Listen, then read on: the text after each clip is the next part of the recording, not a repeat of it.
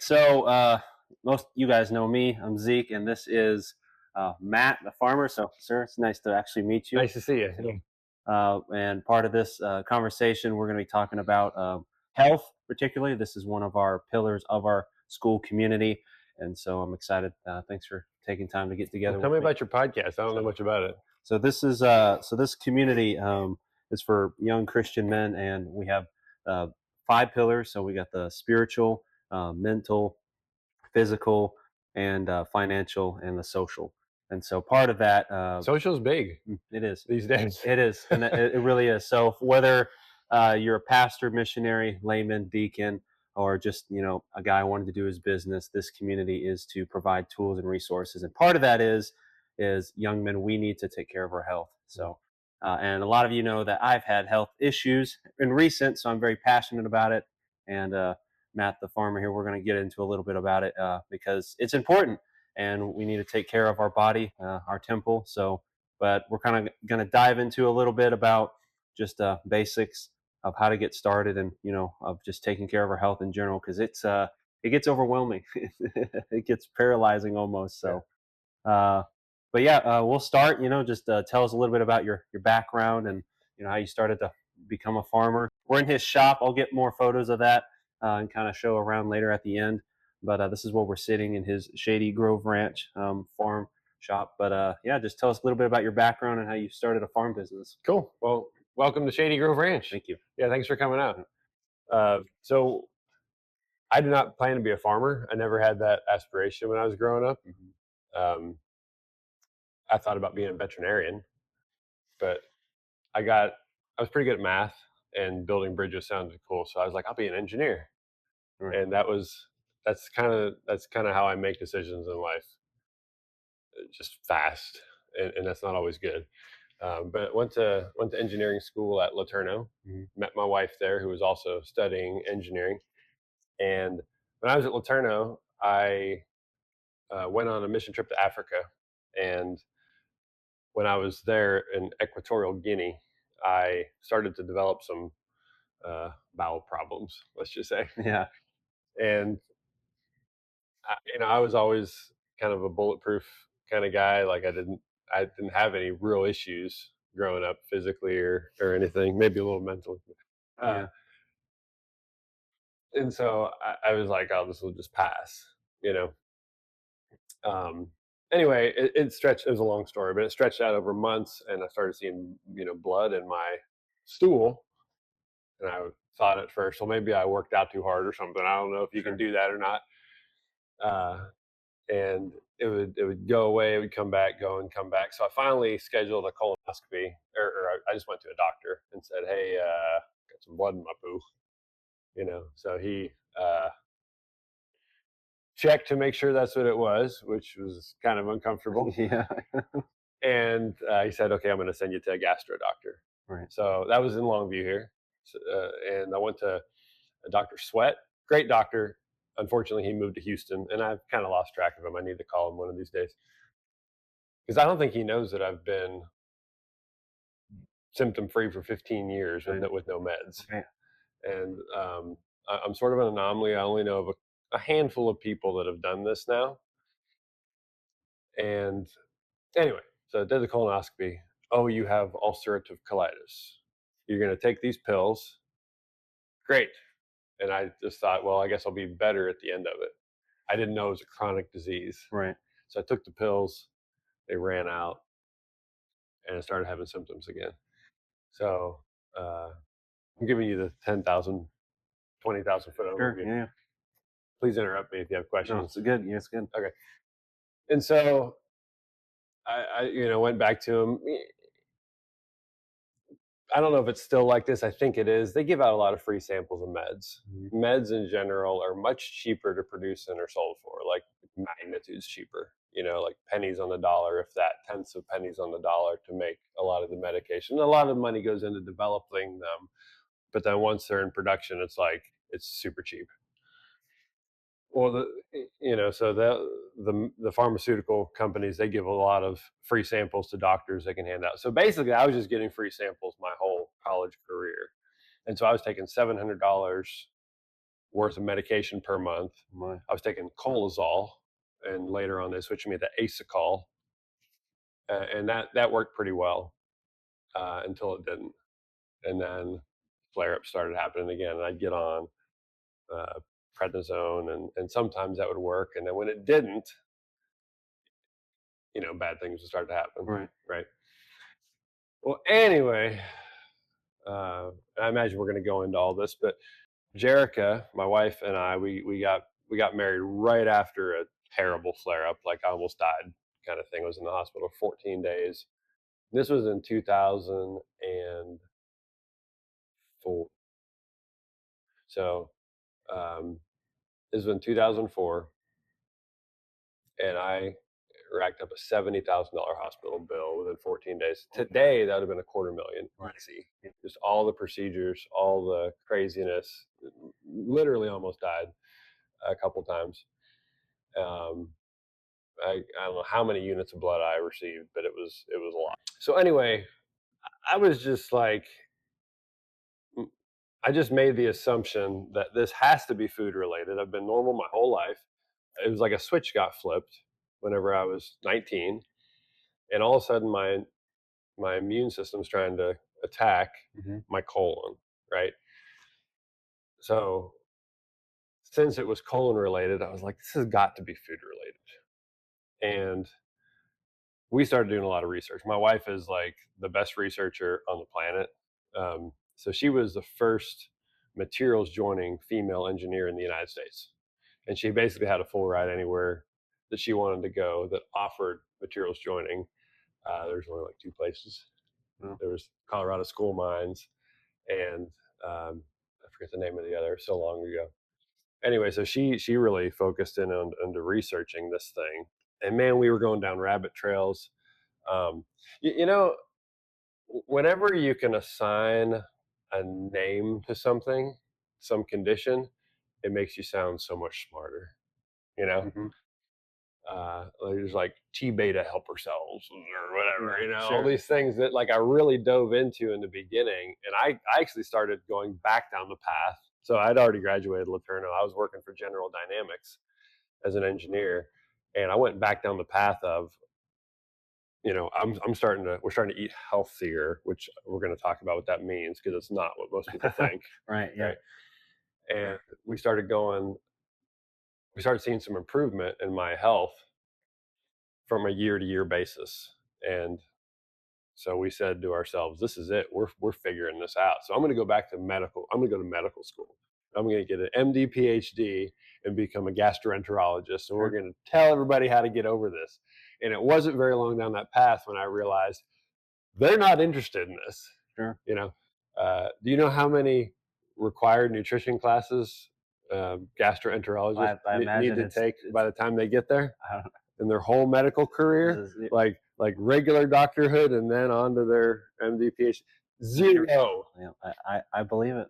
One of my doctors at the ER said when I was dealing with it, he's like, he says they do not teach in us. He's like, and all the medical stuff. He's like, they do not teach any nutrition. He says it is just how to best diagnose and what medicine to give. He says if a doctor is gonna do like anything else, it's gonna be independent. So I believe it. Yeah.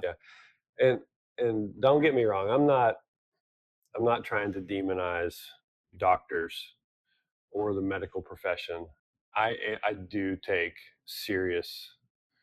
I do have a serious problem with the way the pharmaceutical industry operates, though. Yeah. It is front to back set up in an immoral way that incentivizes. It doesn't just incentivize. If you try to be a mainstream doctor and say, well, we're going to try something besides pharmaceuticals, you're done. It's over. You can be a small town doctor and still get away with that. And I'm just talking about holistic treatment. I bring so much back to farming. So I've been farming for about 20 years now. And I tell you what, farming if everybody just got to be a little bit of a farmer, there wouldn't be any of this trans garbage. We would take a whole closer look at what's causing people to believe they're homosexual. and man, I'm already getting political. I didn't mean to, but here we go. Yeah. You know, this, what is birth supposed to look like? Birth on the farm is a natural process. We treat it in the hospitals like it's an emergency. Something's going wrong. Right. No, it's not. And there's so many, just like in the natural birthing um, um, progression. There's so many hormones that have to come in order for everything to be accomplished correctly. But like, when Jerica and I got married, we heard of somebody having a baby at home. We're like, what? They couldn't get to the hospital fast enough? Right. Well, no, they did it on purpose. Yeah. Why would they do that? And then we started learning. And anyway, so like just being a farmer, you get to see all these natural processes. You know how many animals I have walking around on chronic medication? We raise this year. We'll probably raise about 50,000 animals. Wow. And you know how many we're going to medicate? If one gets bit by a snake, we might give it an antibiotic if it needs it. If one has a terrible calving, we might give them an antibiotic, and that's it.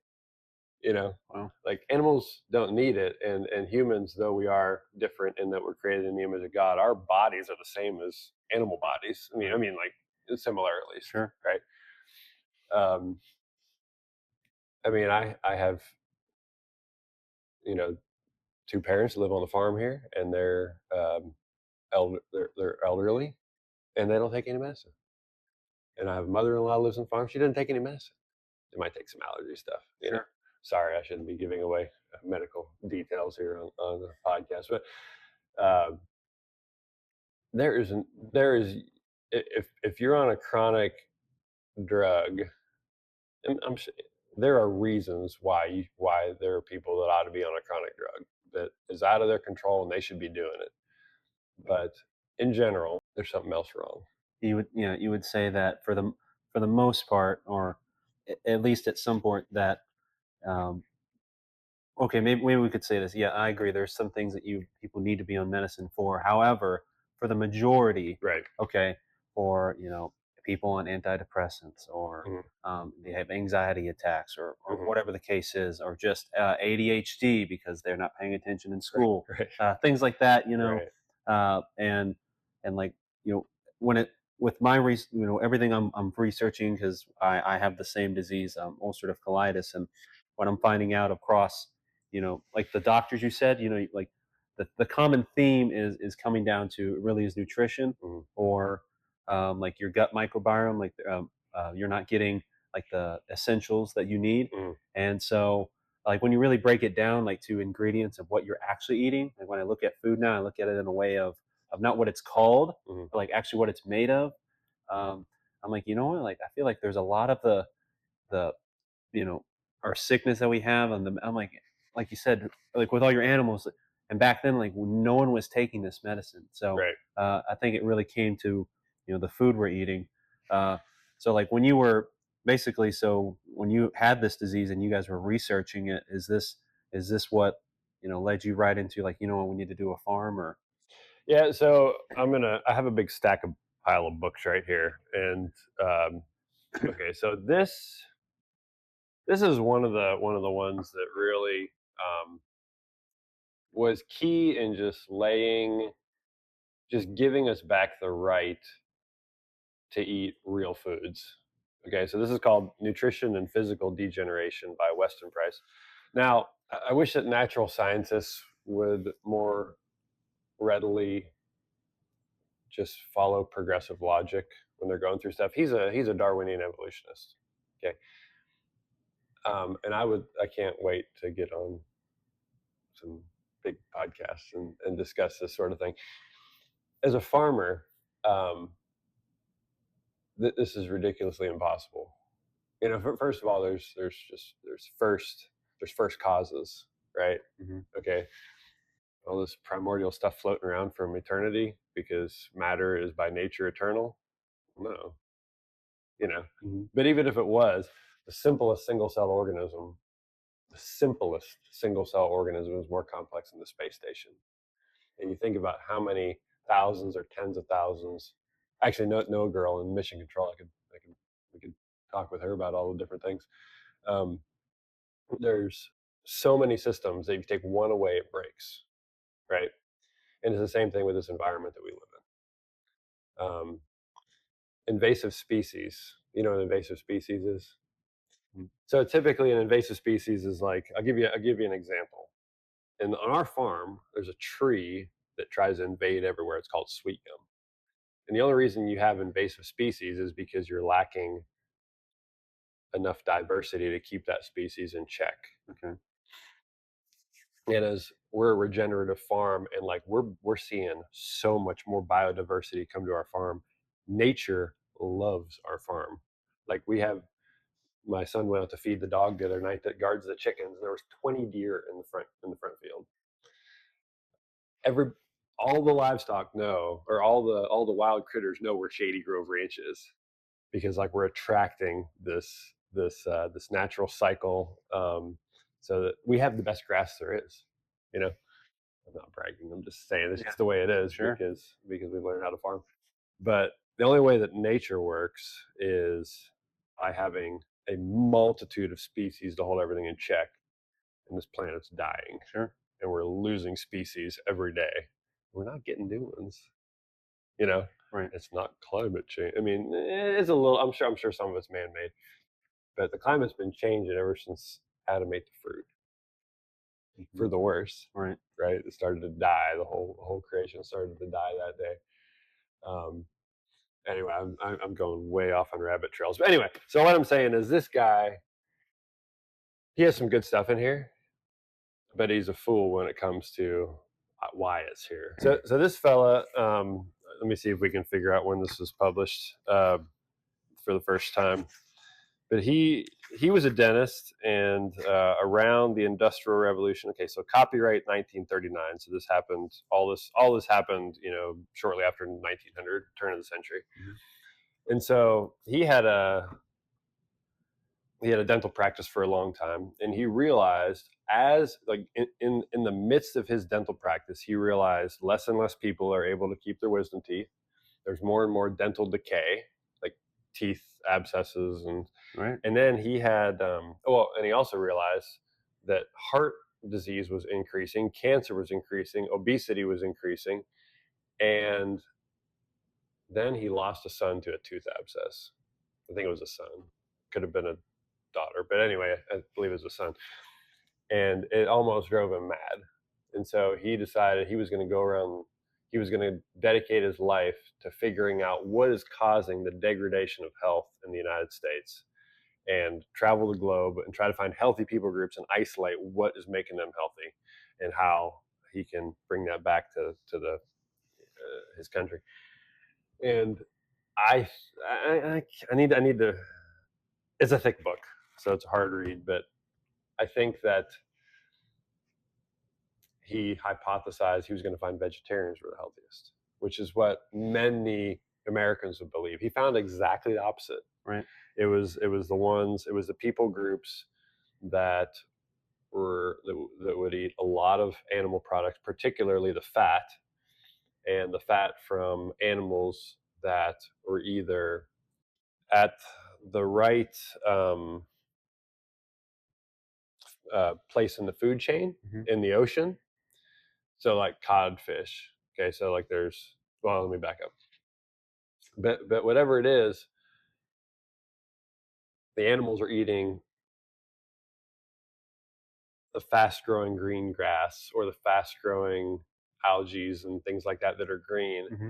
And they're spending all day long harvesting these micronutrients, right, and condensing them into a package that's readily consumable. And then oftentimes what will happen is like a bigger animal will come by and eat them, like a codfish. Sure. And they're condensing all those nutrients into their nutrients.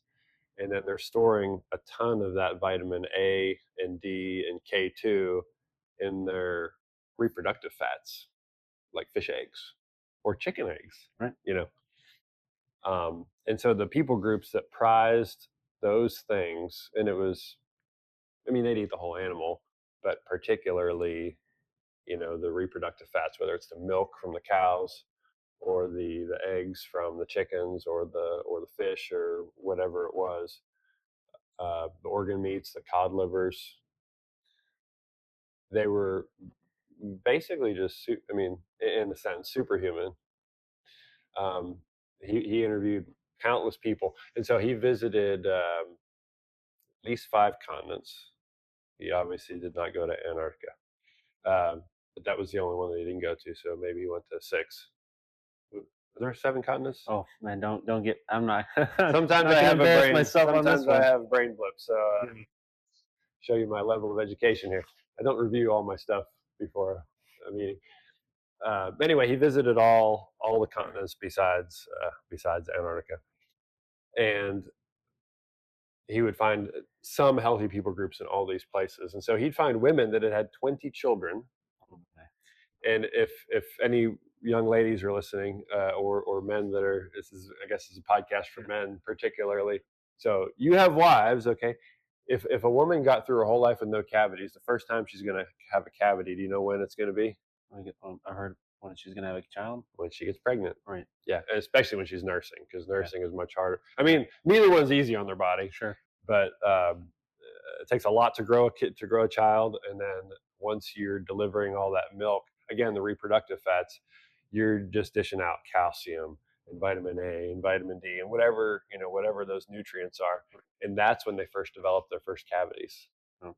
So anyway, so he's interviewing people, and as you can see from the book here, we've got lots of pictures.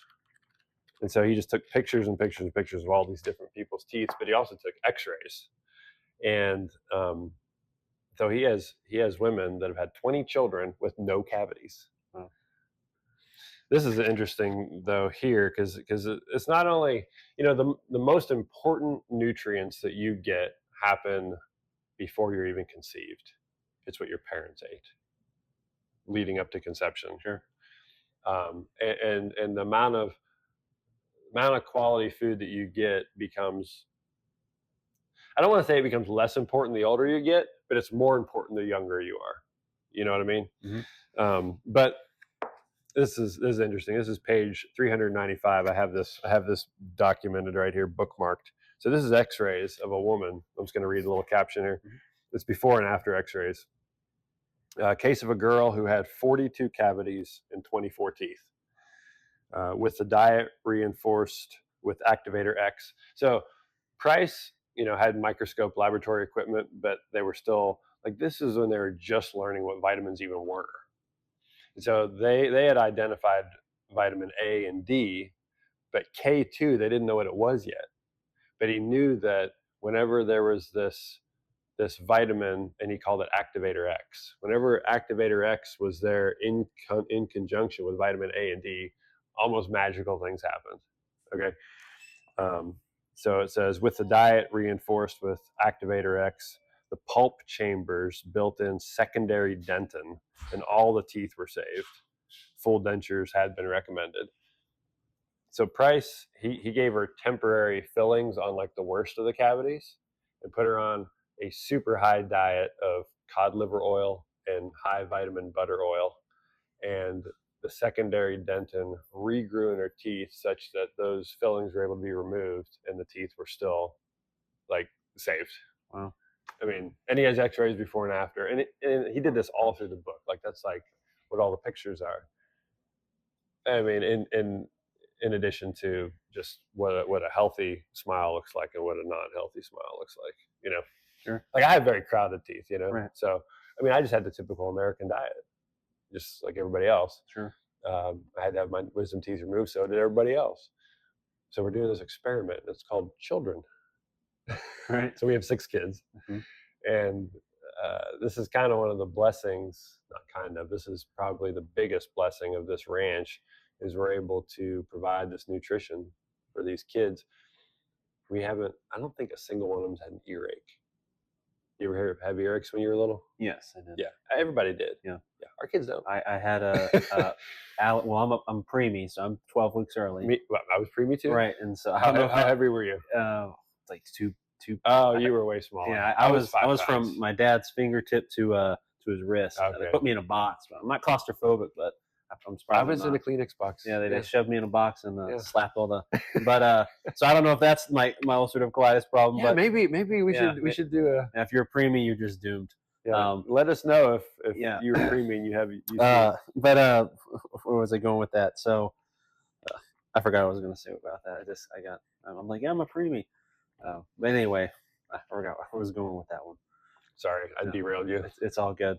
Yeah. But okay, so basically, what we're finding out is that I've heard about this guy.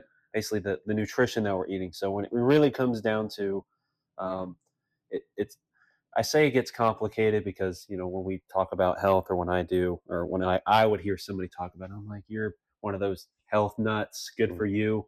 But when your health is terrible, you're like, you know what? There might be something about it. Mhm. And so when it came to when you guys were researching this, and you were like, what steps did you start to take? Because when he talks about this in his podcast, and you talk about like when you got released from the hospital, they were Mhm. going to take out your colon, right? Mhm. And so basically, like you started researching, like what changes, I guess, did you first start making? I mean, I right now I know seed oils. I don't do Yeah. any. Yeah. I'm like very hardcore against the seed Mhm. oils part. So like what obviously you weren't having like any relief, I guess, right to start. I mean, so like how did you what did you start doing? Yeah. So, and just for anybody who wants to watch it, it's or actually listen to it. I have the video. I just haven't rendered it. Yeah. But it's the Farmily Life podcast. Mhm. It's like farm and family smashed together. Yeah, The that's good. The I enjoy it. Farmily Life podcast. I'm gonna throw out some books here real quick. I guess we started. All right, so this is a book. It's called Patient Heal Thyself. This was from Jordan Rubin. And I'm just going to say, I'm very disappointed with the path that Jordan Rubin took. Mm. Okay.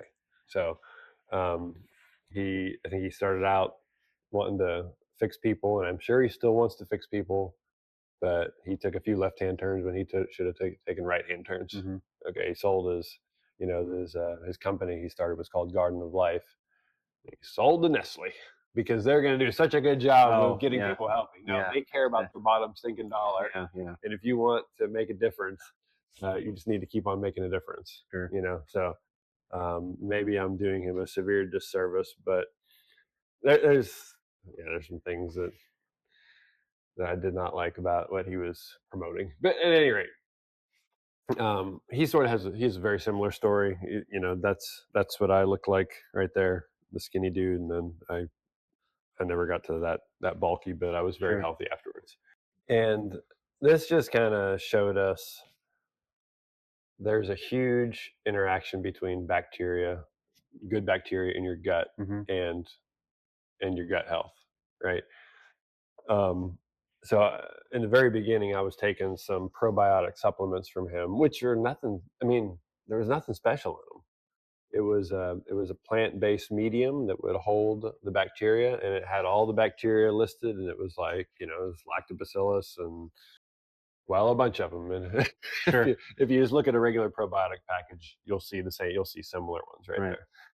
So that's where we started. So we started reading about that, and in the midst of it, it was like he was talking about live foods like yogurt, for instance. Mhm. Yogurt again is just if it's made correctly, it has live bacteria in it, Right. which are beneficial to most people. Some people just can't tolerate it.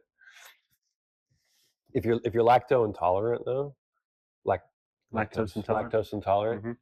um, you can ferment yogurt for 24 hours and it removes all the lactose. So the little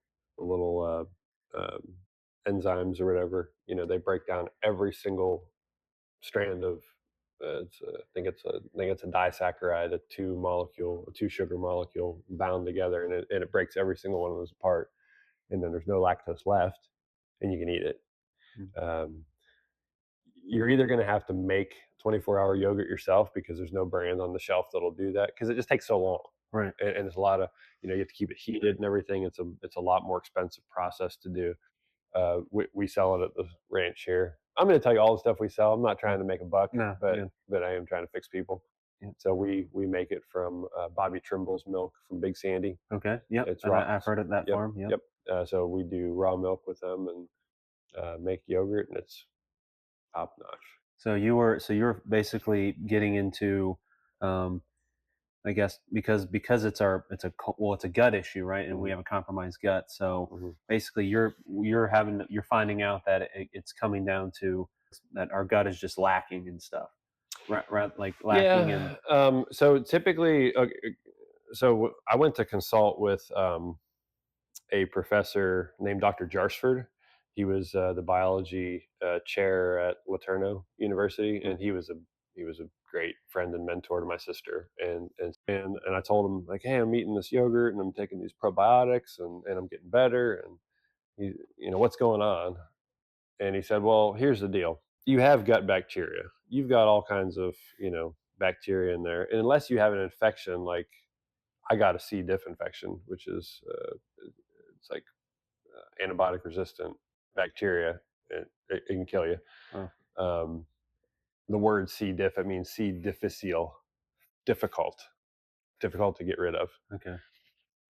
And but barring that you don't have an infection from some pathogen like that, the pathogenic bacteria, and you just have normal bacteria in your gut, depending on what they're getting fed, they're going to produce different byproducts. And so you typically don't want fermentation taking place in your colon. Okay. Because that means that there is still undigested starches that are not being absorbed up here where they're supposed to get absorbed, Right. and they're getting into your colon, and then the bacteria are making all this gas and uh, and other byproducts that are just not good for the body. Again, I should really study all these terms because I'd sound much more scientific and reputable. But this is the truth, and you can ask anybody, like Okay. any of the the big laboratory, um, uh, all the papers and everything that are published like this. It's true what I'm saying. Sure. Yeah. And so basically, what he's saying is, first of all, you need to feed your gut with foods that are gut friendly, because even though you may have quote unquote good bacteria in your gut, if you give them food that's that they shouldn't be receiving in your large intestine, they're going to produce byproducts that are bad for the environment. Does that make sense? Hmm.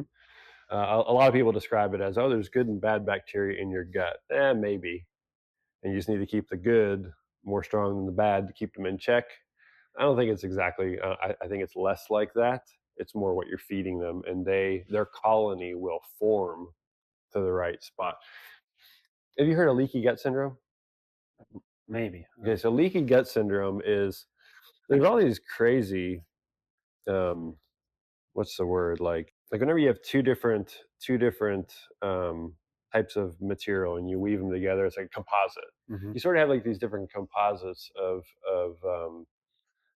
these biomes of yeast and bacteria, and if the yeast gets out of control, like bad things can happen. And Hmm. so leaky gut syndrome is where you have these yeasty bacteria conglomerates that grow together, and they actually will push through the lining of your intestines. Mm. And what that does is that allows microscopic food particles to travel directly into your bloodstream before they're properly absorbed elsewhere. And leaky gut syndrome has been tied to certain types of autism and behavioral disorders, basically bad behaved kids, right? And adults for that matter. Yeah. I mean, Asperger's, I don't know, maybe. Yeah. But um, yeah, so there definitely is, like, you don't want to have an over buildup of yeast. That's bad. And the way you combat that is with good bacteria. What are some of the things you're like, all right, I'm not having any more of this. Yeah, I am having, like, I need to be taking this. right. So let me try to help me remember all these things. Okay, we're going to talk about whole grains. Okay. We're going to talk about um, the perimeter and the inside versus the perimeter of the grocery store. Okay. Uh, and we're going to talk about veggies. Okay. Right. Okay, so to start back, so we have a farm, right? I don't plant a lot of stuff for the cattle to eat. They eat grass, and even if you start with a field that's kind of trashy, not very fertile, just start. If you start grazing it correctly, high density grazing, and then let it rest for months, and then graze it again, and then let it rest. It adds fertility, and seed, the good grass seed is already there. Hmm. It's not sprouted because those seeds are waiting for the ideal condition to release the right enzymes to cause it to sprout. Okay. Seeds are amazing. They're storing this genetic information for like sometimes decades. I think that, well, yeah, like there have definitely been seeds that have been preserved for thousands of years that are still viable and will still grow. But so they're looking for the right nutrients and the right sunlight and the right moisture and the right temperature to sprout. So you think about that. So the seed falls on the ground, and what's in the ground is trying to attack that seed. I guess either bad bacteria or insects or Yeah.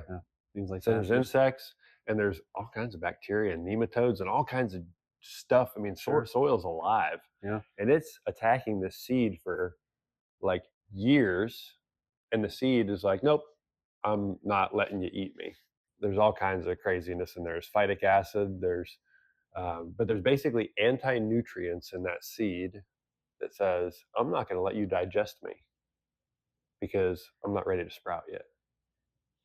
And so whenever we take whole grain, whatever it is, Hmm. and we try to mill it and make whole grain bread, those anti-nutrients are still there. And for somebody who has a compromised digestive tract like you and I, Yeah. That's why I should not be. that Yeah, I does don't not go have any well. whole grain. Yeah. 'Cause- so okay. Another interesting little chapter in this book right here, the nutritional and physical degeneration book. One of the people groups he visited was folks from the Swiss Alps, and they're making these huge loaves. Like they made these huge flat circular loaves of bread. I mean, big, Yeah. and they'd ferment them. And so they'd sourdough the bread, and Hmm. then they'd even like, I think it was post baking, they'd like hang them and let them like do a secondary fermentation or something. I don't know what it tasted like, but they liked it. But super nutrient dense. So if you can ferment, I mean, like really ferment and sourdough your bread. So sourdoughing is like it actually is sprouting the grain, Hmm. and so it removes all those anti nutrients, and then you can unlock them. But yeah, whenever I was in the I'd gotten over a flare up and I'm like, yeah, we're good and I'm cured and Hmm. we're eating grass fed chicken and we're ready to go. And then like we started making what's the next healthy thing we can do? Oh, we should make our own bread. We'll buy whole wheat, Oh yeah. whole grains or whatever it was. Yeah. And we're making this bread and that probably helped throw me into my next flare up. Oh man. Okay. Along with too much coffee. So just be careful. All right. All right. All right. Oh, But anyway, so our society has this backward idea of what health is. Okay, whole grains are not healthy. sure. Every time bread would be like whole grain, like yeah, that's the Yeah, healthy look, but not for me. yeah, yeah. And like, so people with like super digestive tracts, Right. they can handle that stuff and have no ill effects. So I'm not Sure. saying don't ever eat whole grain bread again. If you're good with, if your gut's like that, keep doing it. You have a really good digestive tract. But sourdough is better, like way better. And so anyway, that's my first point is like the ulcerative colitis or anybody who's digestively compromised. I'm talking IBS, irritable bowel Hmm. syndrome, Crohn's disease, especially Crohn's disease, ulcerative colitis. Just get away from hard to digest stuff. And hard to digest things include fresh fruits and veggies, which sounds like you're going to get cancer, but just Yeah. just this is your first step. You're going to come back to those later on in your life. But it's fresh fruits and veggies. Lettuce, just get it out of your system. Like you don't want lettuce right now. Okay. There is something in particular in lettuce leaves that when I'm having a flare up is my kryptonite. No, so that's not with everybody. Okay. Okay, that's not with all UC people, but Sure. like if I was going to have a night when I was cramping up, having to huddle a pillow after I spent hours on the toilet, it was because I ate a salad. Okay. Whenever I was recovering, I could only eat liver once a week. And liver's really good for people that are bleeding because you can literally, if you can absorb it, you can have a dinner of beef liver and you can raise your hemoglobin 4 to 5 points Wow. in one meal. Wow. That's a Like, lot. like I know a guy that tried to give blood one day, and they said your hemoglobin's too low, you can't do it. He went and ate a gargantuan plate of liver, came back the next day, and they said, "Well, you can't give blood right after you've received blood." Right. And he says, "I didn't receive blood." Well, then how'd your hemoglobin jump 5 points? Well, I ate a bunch of liver last night. Like it's that fast. Wow. So it's really good for people like you and me.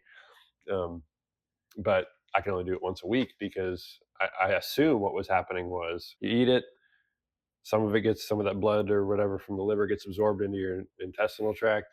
Your body says, targets it, says, "Hey, we got a problem here. Something's not supposed to be here."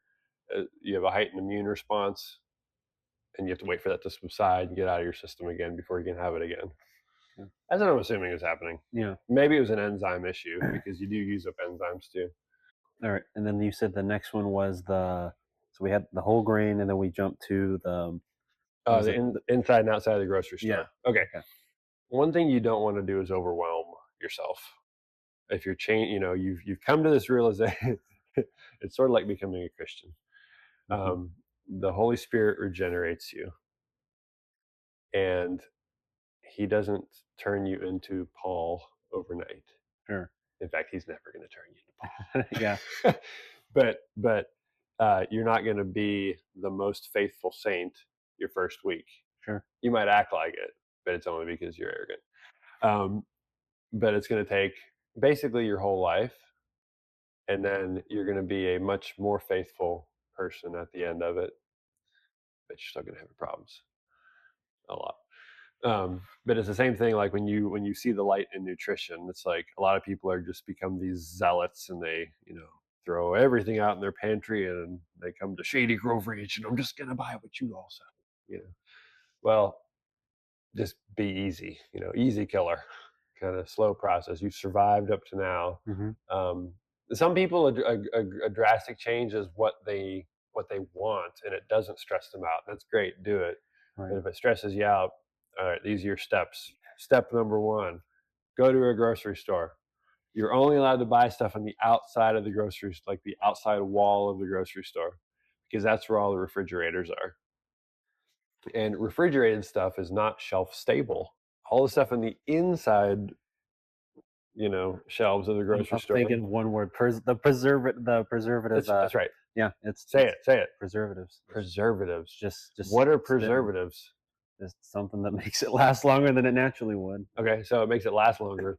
What does that sound like that we just talked It about? sounds like you're saying with the whole, like, things that are not meant to break down, basically. Yeah. So preservatives are anti-nutrients. They're anti-digestants. Oh, that's a good way to look at it. Yeah.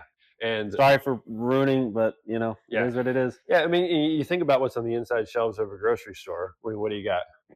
You're getting chips, crackers, bread that lasts longer. Like, so I worked at Dollar General distribution center for about 4 years, Mhm. and so I have picked it, I've stocked it, I've everything in between, and there would be food, okay, Slim Jims Mhm. or something like that, and candy.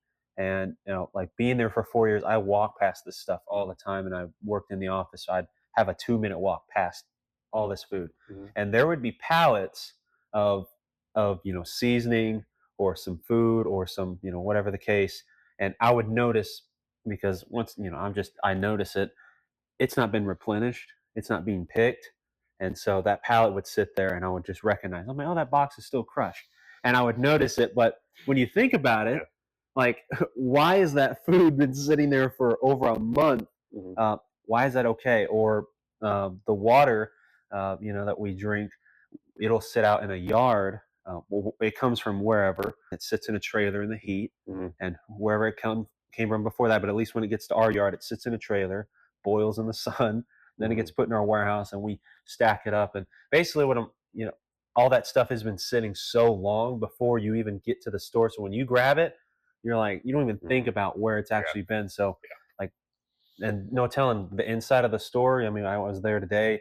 There's so much there. I'm like, you wonder, like, how long has this actually been sitting on the shelf?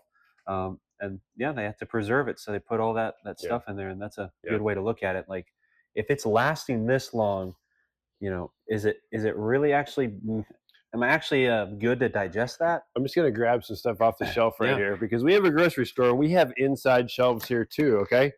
And so I'm about to be tested because we're only supposed to sell stuff that's like really clean. Okay. So, all right. So we've got some non-GMO dried sweet cherries here from Azure. Let's see what the ingredients are. Wow. Bing cherries. Bing cherries. That's it. Yeah. Okay, so the way they preserve those is they dry them, but things that are very high, like fruits that are high sugar content, they actually keep from spoiling, which you wouldn't think, but they do. All right, so we've got, because this is quote unquote processed food, but it's different. So let's see. What is this stuff? This is seeded crisps. So this is like a snack. This is a yummy kind of little treat here. Ingredients: we have wheat flour, flax seeds, dried figs, raw sugar, almonds, honey, Greek yogurt, live cultures, sodium bicarbonate, which is not a terrible thing, and salt. Yeah. And I can read all those words. Correct. If you can't read the word, you're in trouble. Organic einkorn flour, organic cane sugar, organic palm fruit oil, organic eggs, organic cocoa, potassium acid tartrate, baking soda, and salt. That's like the leavening component. But again, that's not an evil ingredient, So I think we passed the test right there. Yeah, I think so. But the stuff on the inside shelf, if you can't read it, or it's okay to just Google it. Like, say, what is this component here? And it does not take long to figure out if this is something you want to put in your body or not.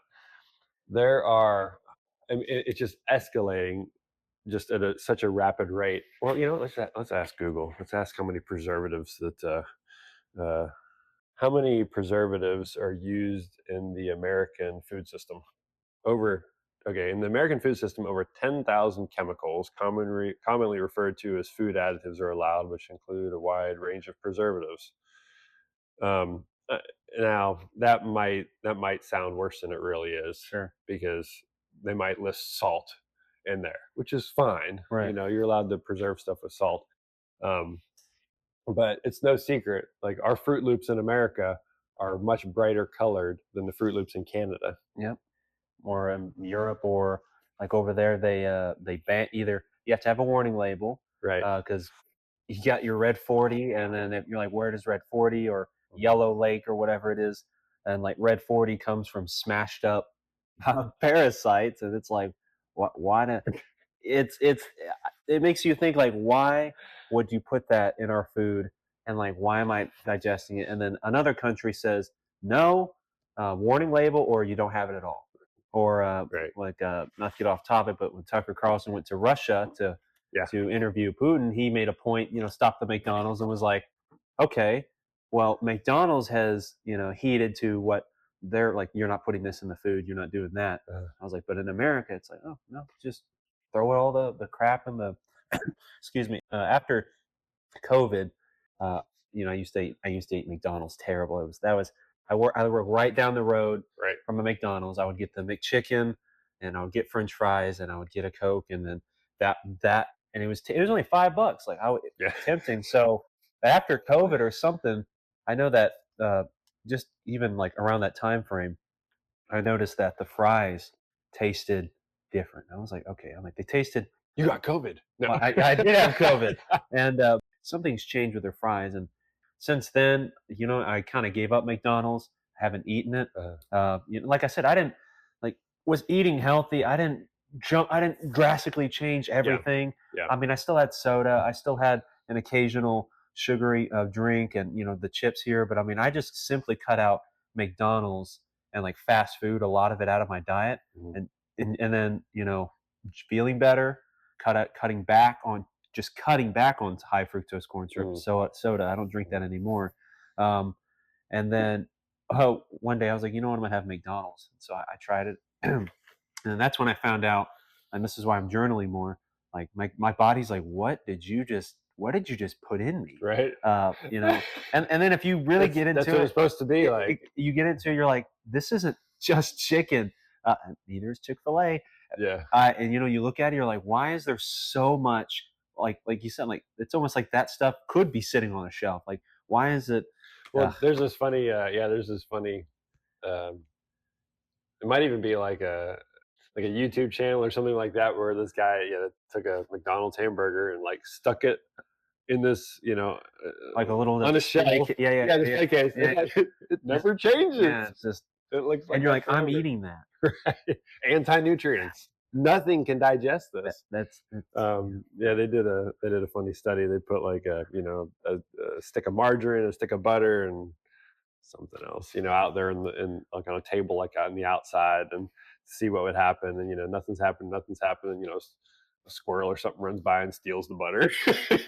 Like the margarine's still sitting there forever. oh This is yeah, not food. yeah, So anyway, so to start with, you shop the outside of the supermarket in general. And so that means, you're allowed to have meat, you're allowed to have dairy, you're allowed to have the fruits and veggies. right. I mean, and that's a that's a really good rule. I'm not saying you can't ever do anything Sure. Like else. like today, I went into the aisle, but I found Ezekiel as an Ezekiel cereal. Well, I mean, like there's like don't obviously it's like you said, it's a good rule of thumb Yeah, because that stuff goes bad, right? yeah. And even in the refrigerated section, there's still stuff to watch out for. So okay, so produce. When I buy it or when we get it, or when it comes to our fruits and vegetables, we now soak it in water. We do either the baking soda or the vinegar to get rid of the pesticides Okay. because that's what's been sprayed on it. So that's something I found out again, diving down into it, and found out that our stuff is sprayed unless you do get it local Right. from a farmer. But Right. if you're not, don't be overwhelmed. I can't, where am I going to get a farm? Like, just simply, it's easy. You can literally YouTube it. You just put it in there, you soak it 10, 15 minutes, either in the baking Hmm. soda or the vinegar, and it removes about 90% of the Oh pesticides. wow, cool. So, So yeah, that's your first step, though. The grocery store in general, eat the outsides. If eat from the outsides. If you can, if there's something in the ingredients that you can't read, at least look it up and see what it is, sure. because there are, there's dihydrogen monoxide. Hmm. Yeah, that's water. It's H2O. Sounds terrible when Yeah, you say it in a molecular form, sure. but it's okay. Yeah. Or Um, if it gets in your bloodstream, it'll kill you. yeah, Yeah, yeah, yeah. yeah. I No, remember that in my science you know how many book. people die from Yeah, dihydrogen monoxide every yeah, year? Yeah, it's called drowning. Um, but that's kind of like the first step. Now, I mean, and that means like cooking like real things like chickens. You buy chicken, and it's really cheap in a grocery store. I mean, in general, sure. eggs right now are like as much as mine, like just for the garbage eggs, at the store. But that's just an easy step to try, and it's going to actually heal so many things if you just start shopping. And I'm not even talking about organic yet, Yeah. and pasture raised and that kind of thing. But what that does is that gets the preservatives and the anti-digestants out of your system. In which being that me and all the guys, they're going to be watching this. Guys, we don't think about our health like that. Yeah, So just like you said, just simply like we're not even to the organic part. Just simply yeah, cutting back. yeah. Um, you know, I think like just removing that out of your diet. I think is going to be huge. And it's not like it's going to be a terrible. It's not going to be a terrible experience. I mean, we're talking like you can like grill out. Hmm. Grab a steak, grab some chicken legs or whatever. You can find you can actually find a lot of barbecue sauces with good ingredients. Yeah. Like even in like Walmart, you can find good ingredient Hmm. barbecue sauces. So Basically, you're basically coming down to your instead of like instead of like buying it pre-made, like you're, Hmm. which I'm finding out because, well, when you do that, there's a Bobby app approved, so that I don't, I'm not a worshiper of it, but I do use it a lot Oh, to what? Bobby app, Bobby approved. So basically, it Okay. scans a QR code because Okay. every store has to have, every item has to have one. You Really? scan it, I did not know that. it'll say it's approved. And if it isn't approved, it'll tell you why, and then it'll highlight ingredients like this, and then you Interesting. scroll, and Huh. it'll say, well, this has been linked to an inflammatory. This is a high, this Right. or that, and basically, and you kind of can judge, and that way you're not overwhelmed sitting there reading it. You literally scan it; it'll bring it up on a sheet. It's Hmm. free, doesn't cost anything. But I mean, that's a great way to get started. What I'm finding is, um, because I'm not buying, like, I love pasta. I love, things that you can Hmm. just pour in the water, mix it, make it, or ramen noodle. Hmm. But I mean, it's all that stuff is terrible for me. So I'm slowly, like, when But you, you can get good pasta too. yeah, like, Yeah. when you're just basically, you're gonna have to start cooking. Like, Yeah. you're gonna have to, That's where I was going. yeah, And so now, I know you're not married yet, but you're getting there. yes, Okay. yes, yeah. And so probably definitely in the top three crises in America right now is family time. Like there's none of it. And if you are together, then you look at your phone. Well, if you have to cook together and then you eat together and then you clean up together, um, that's the human interaction that is needed in kids' lives. Like, typically, like whenever kids get together, sometimes they can be mean and start to do things that are absolutely forbidden from a moral perspective. And if there aren't parents there to often, or you know, guidance counselors or whatever you want to call them, to keep them within those bounds, the behavior spirals out of control. And you only have a very short time to train your children up, and part of that, like the hardest people for kids to be nice to is their siblings. It's great, let's have them all at home together, and then they have to work together.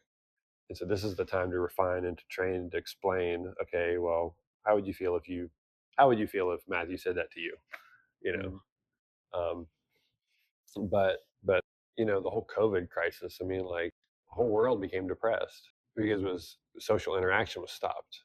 You know, well, the most important social interaction is the parents with the kids. Mhm. Like that is the most important because I mean, not only do you have the right, you have the mandate. There's you, whenever we do a dedication or whatever, the parents take a vow that you will value your child's salvation as high as your own, you Mhm. know, and that needs to be a real thing. Um, so anyway, that heals just cooking together and eating together. That not only heals the preservative issue, but it also helps the family to be at that next level. And eating together at the, like, there's seven of us, so five kids. I got three brothers, one Mhm. sister, and so, like, we'd sit at a round table, and honestly, that's where a lot of the best memories are made. Or Christmas time, like I said, I'd give a pinky to go back to one of the Christmases, Mhm. or game night or something like Yeah, that. yeah. Just, because, like, when it comes to food, it's been like, almost like I have to eat, almost like sleep. Like, I have to do it, Mhm. or I have to eat, and then, like, what's something quick. But and then I've kind of had to, like, what, I'm gonna actually have to make my own food, which Mhm. is daunting. But I'm like, what, that's, I think it's needed, and, like, I do get married. Family time and things of that nature are important. But I was like, how great it would it be to spend time together, Mhm. eating properly, Mhm. act cooking, Mhm. you know, yeah, I totally agree with that. And I- and the eating at home has become the redheaded stepchild, of the life, because there's so many flashy things. We have to have the kids in all the programs. They have to have their dance and their football and their softball and their pee wee, whatever, this and that, and and you know what that means is, like, we're eating out all the time. Mhm. We're eating on the run. We're not getting the family time again. And by the way, that is also the way to destroy your budget. Like, I mean, we have a family of 6 kids, 2 adults. I mean, we go out to eat, and it's definitely Oh, $100. yeah. I And mean, it's expensive, no especially matter. if you want to go somewhere decent. Yeah, Um, yeah, like if I go on a date, I'm at least spending 50, close to $50. yeah, And then you think about it. Well, okay, so here's the argument. Um, well, that's nice, but I can't afford to eat yeah, healthy. And I'm like, yeah, that's what I said. I was like, but when like you said, when we talked off camera, like when you rack up a $70,000 at that time, or for me, mine's up to like over 40. Like you know what, you're like it honestly isn't that bad. I was yeah, like eating healthy, and yeah. $50 at a restaurant. Yes, I'm all for taking going out having one of those moments, but like you think about what it could $50 get me if I went to the perimeter of the store, like chicken seasoning, That's your whole week's worth of and food. then exactly, Yeah. yeah. Mhm. So when you It look at it that way, you're like, you know what, it's actually not that bad, well, and you're healthier for it. You're right, not paying for it later in a hospital right. bed. We actually explained we had to explain this to a lot of people, because back when eggs didn't used to be $5 a dozen, Uh-uh. ours were, you know, and oh, I can't afford those eggs.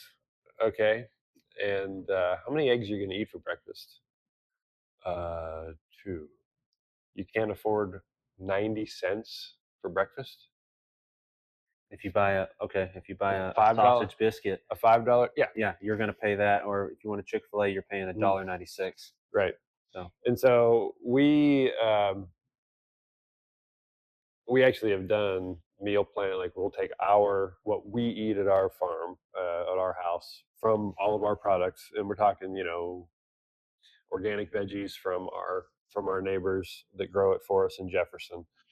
All of our my buddy calls them the fancy meats. hmm All of our fancy meats. We grow pasture raised chicken, pork, 100% grass fed beef, hmm turkeys, and eggs, and a myriad of other things. Um, and we break it down to like a by person cost per meal. And so we're not counting our labor because we just cook together, But it's like $3 a meal plate. wow, So this is way cheaper than the cheapest fast food you could possibly imagine, yeah, and it's it avoids the $40,000 a year hospital bill. I mean, if you have ulcerative colitis. yeah. If you got ulcerative colitis, or just and on top of that, it's not even well, one you're. I mean, there's so many good benefits to it because that's just the Yeah, way it. Like you're gonna be healthier. Like not when I first. This is the first time meeting Matt today, and when you talked about your diet, you said the excuse me. You said like your hair, your skin, like I can tell, like you're just healthier in general. mm, So not only are you, I guess, saving money, if effectively eating better, you change your time. Like I am going to spend time with my family. We're going to cook together, but your health just overall is better because that's how God made us. We're not like you'll go spend if you go out to eat, you're going to spend 10, 12, $15. And then, like you said, well, I can't afford $5 eggs. I'm like, you're just looking at it wrong. yeah. Whatever it is, we have our fancy bacon. I don't know what it is, $15 a pound or something like that.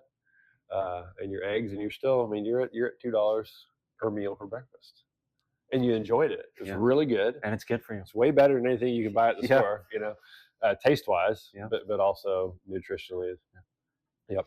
So, Um, yeah. So let's talk about the egg part. So, okay. okay, because when someone wants to go buy eggs, they're like, all right, man, they're shopping on the perimeter.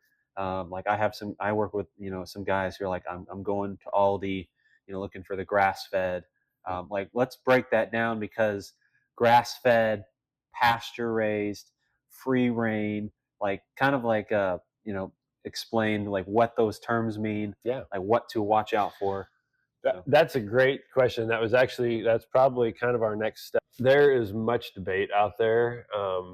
Like marketing majors have kind of taken over much of the sales world, hmm and they follow in the footsteps often of the first marketer, who was found in the garden, hmm and he slithered in, and he knew what he wanted to convince Adam and Eve to do. yep. And so he made up something that was sort of true hmm and made it sound like they would desire it, Exactly. and they did. Yep. And that was the first marketing major. All right. Yeah. I'm not saying you can't be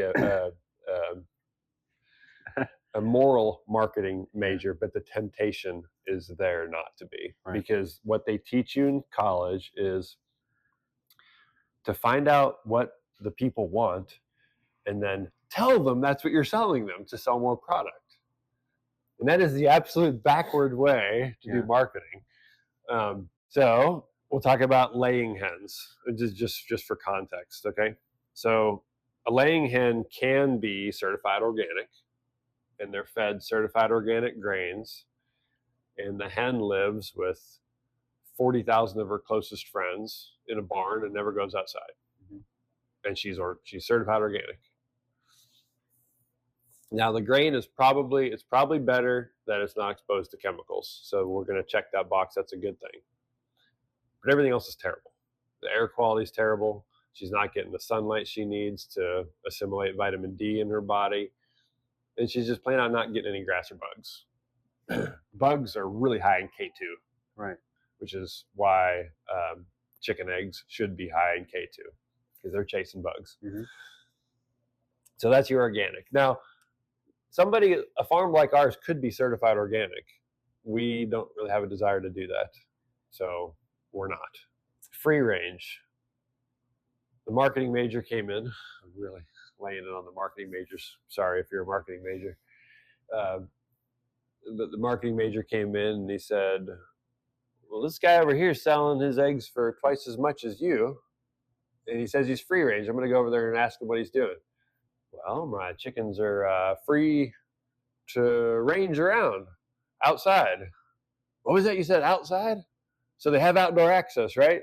Yeah, they have outdoor access. Okay. So he goes back to the other farmer. All we need is outdoor access. And so what that often looks like is they'll have a huge Tyson house, 40-foot by 500-foot house with a door to a 10 by 10 concrete yard, chain link fence in with a roof on it. And the chickens are free to go outside if they want to. And that is the official definition of free range. So yeah, they're going outside, but they're not getting in the dirt, finding the. Well, they're not going outside. Yeah, they're not. If that at all. But even if they did, like, what are you going to do outside? And it's covered, right? So if anything, you might get some sunlight. But occasionally, a chicken's going to wander out there and be like, "Where am I?" Go back into the feed and water. Now, again, that is what free range can be, and usually is. Right. A farm like ours could be certified. Well, in fact, there's not even a certification for free range. It's a one line, and you can look it up. Just look up USDA free range standards USDA, and it's a one sentence, and it says, because I've looked it up and I've probably used it in presentations. And the free range certification must be able to demonstrate that animals have outdoor access. Period. So if they have access to outdoors, doesn't mean they go outside. But it means they can if they wanted to. Right. Then they can be certified as free range. Now, I'm pretty sure that somebody has drilled holes inside of their chicken coop so they could stick their head outside, and that's outdoor access. Yeah. And the USDA couldn't say no, because they've demonstrated that the animal has access to outdoors. I stick my arm outside through a window, I've got outside access, right? Yeah. So when it comes to buying eggs, if you're not going to get it from a local farmer or somebody you can trust, that then what do we need to look for? Have you heard of Vital Farms? I have heard of Vital Farms, yes. Okay. Particularly on your podcast. On my podcast, right. So Vital Farms is one of the fastest growing food businesses in the U.S. I think it might have even been the fastest. Mm-hmm. And their FAQ page makes me so mad because I can see through all their lies. Mm-hmm. And so it's probably better than what most free range operations are. So what Vital Farms does is they'll have a huge chicken house with tens of thousands of hens inside, and there's a yard around there, and so they'll quadrant it off into 4 sections. And for this month, they let them into this quadrant, and then the next month let them into this quadrant, et cetera, et cetera. And they claim that their birds have 108 square feet per hen, which I'm pretty sure they're incorrect on, and I could prove it because they listed for a time how many hens they had and how many farms they had. And you can run some calculations there and figure out just how far the chickens would actually have to range from those houses to get that 108 square feet. And it would probably be a ridiculous walk that a chicken would never do, because Right. chickens only go so far from their safe house, you know. So anyway, but those chickens do have green grass for 1 day out of the month, because as soon as you open up to a new quadrant, that grass probably did regrow, and they're going to go out there and eat it all and oversaturate the whole place with manure, and so they might not even want to eat it next time because it's got too much nitrogen in it. Anyway, all that to say, with the exception of probably one farm that I know, I almost wore their hat today. With the exception of one farm that I know, there's nobody selling pasture raised eggs on a national scale that is doing it honestly. I could be wrong, so I hope there's nobody listening out there that says, I have the farm, you know. We at Shady Grove Ranch, we've got somewhere around 1,200 active layers right now. That's not many. You know, that's like, I don't know how many we're packing somewhere. Now we have less than that. Anyway, we're packing around 50, 60 dozen eggs a day. So with your chickens, what do you do with them? Oh yeah, that's a good point. Like our system is now. Remember when we were talking about grains and sprouting and everything? So chickens have this amazing design inside their body. As soon as they eat any grain, it goes into something called a crop. Okay. Have you heard of a crop? Not when it comes to a chicken. Okay, so it goes into a crop, which is a sprouting chamber. And so chickens are designed to eat grain, right? Which is really cool, because we are not really, we sort of are. But so the grain first goes into the crop, where it quite literally sprouts it. And then it goes down to the next chamber, which is a gizzard, which is this crazy strong organ that grinds. And so they're going to be eating rocks too. Okay. And they grind those seeds with the rocks, which make it accessible for digestion now. So it's already been sprouted, then it got ground inside the chicken, then it goes down their stomach. Okay. Yeah, super cool. So chickens are supposed to eat grain, and there's no such thing as 100% grass-fed chicken. Okay. Like it's not a thing. People, I know of a lady that said she was doing it, and she was flat out lying on purpose, like, because she knew that people wanted to hear that. So that's what I'm going to say. It's not how it works. It's just not how it works. Okay.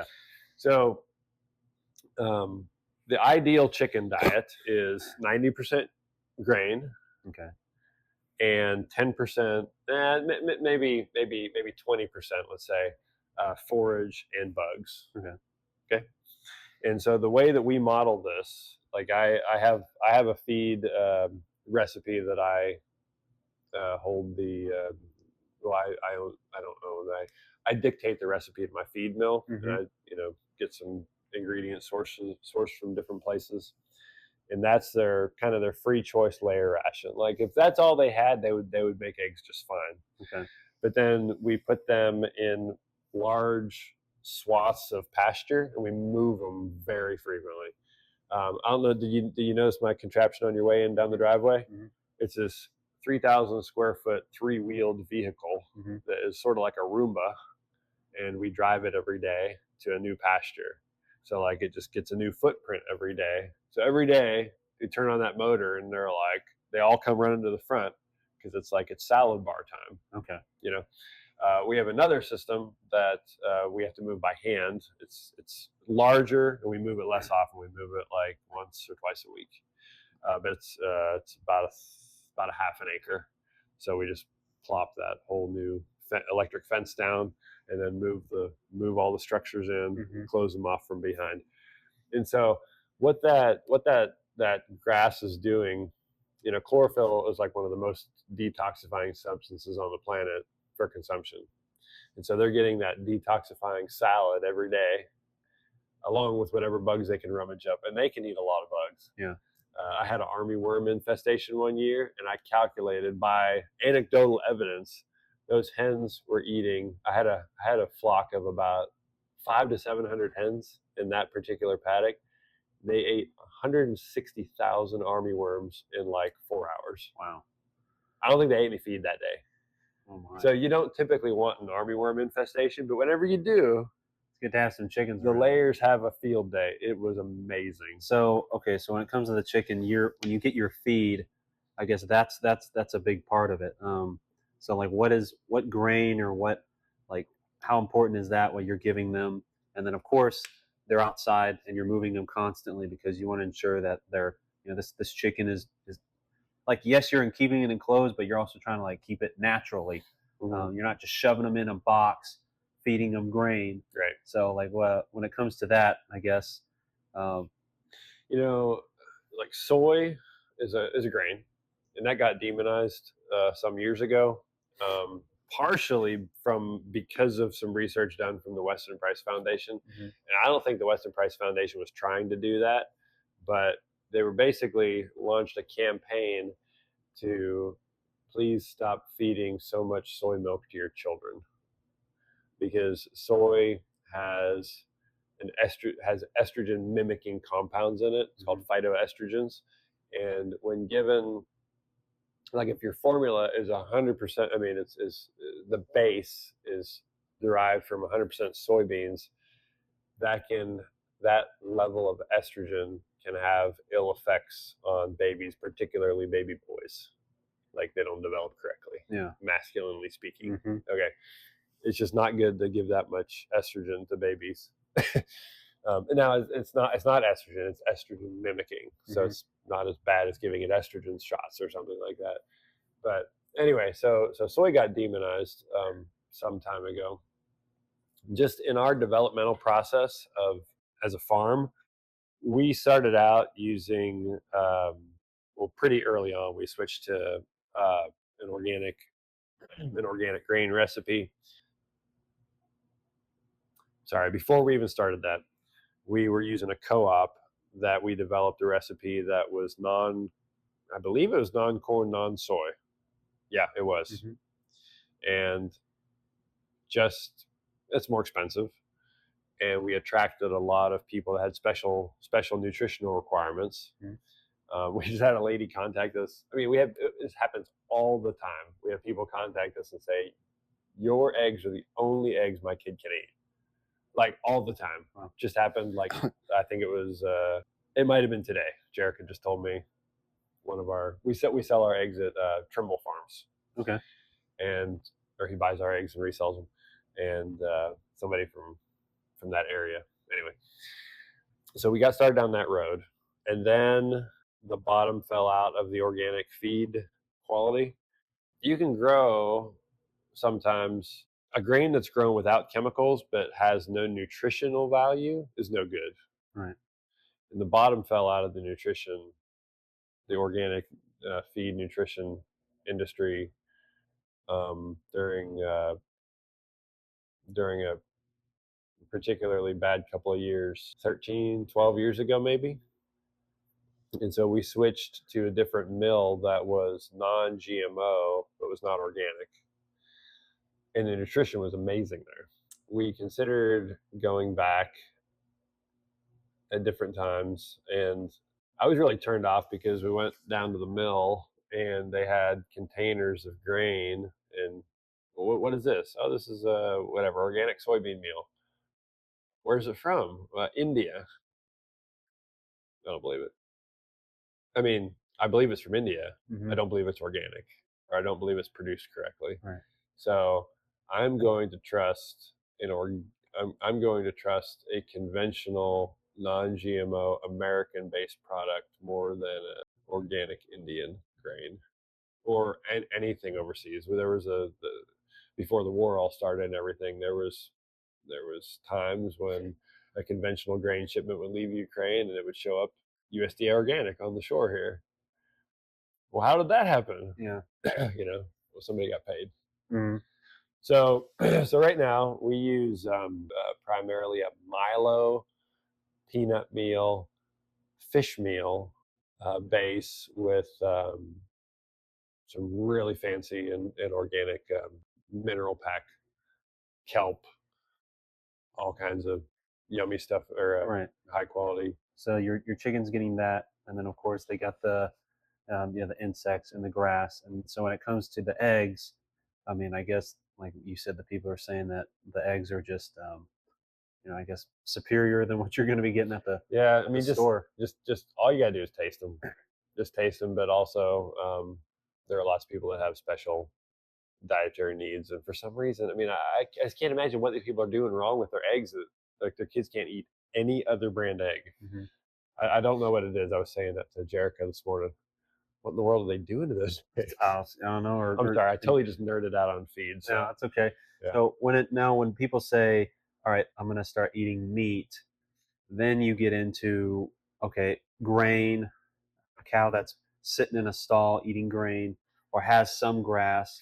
And basically, like the importance of grass, from what I understand, is that if it is grass fed and it's getting moved around like it should, it's getting all that the nutrients basically that it needs.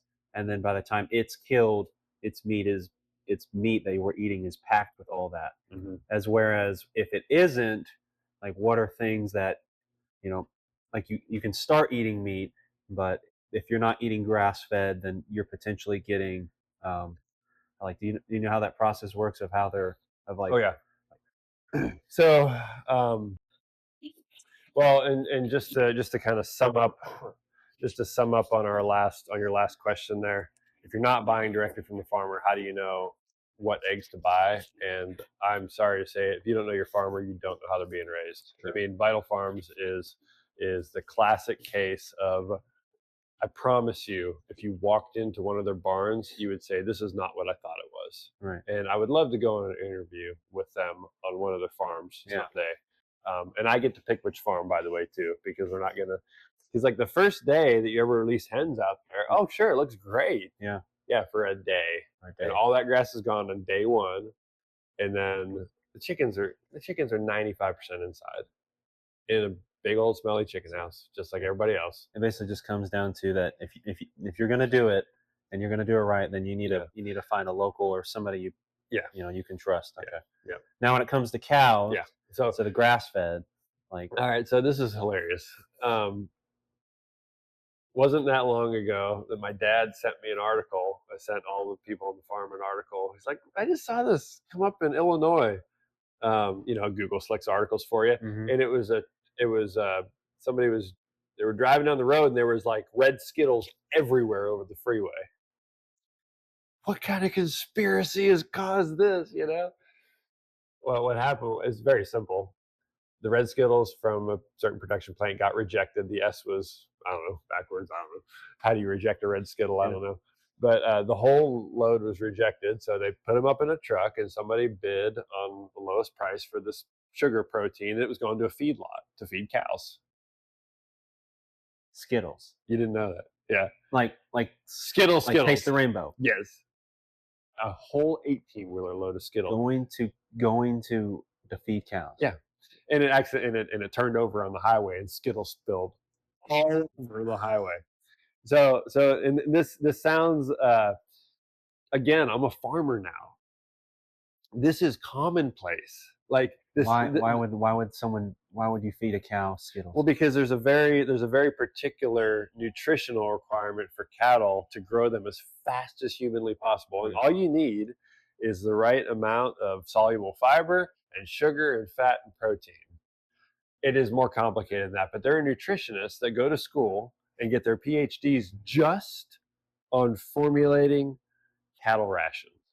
And so part of the commodity market is like we'll feed them anything. Okay. So I had, as an example, I had this happened to me, um, an ag extension agent in Marion County here years ago. There's a different extension agent now. And he says, "Hey, Matt, you should look into feeding your cows chicken litter." You know what chicken litter is? It's chicken poop Yeah, poop. from a barn. So they scrape out all the manure from a chicken house, Mhm. and because cows don't exactly eat grass, cows eat grass, but they don't digest grass.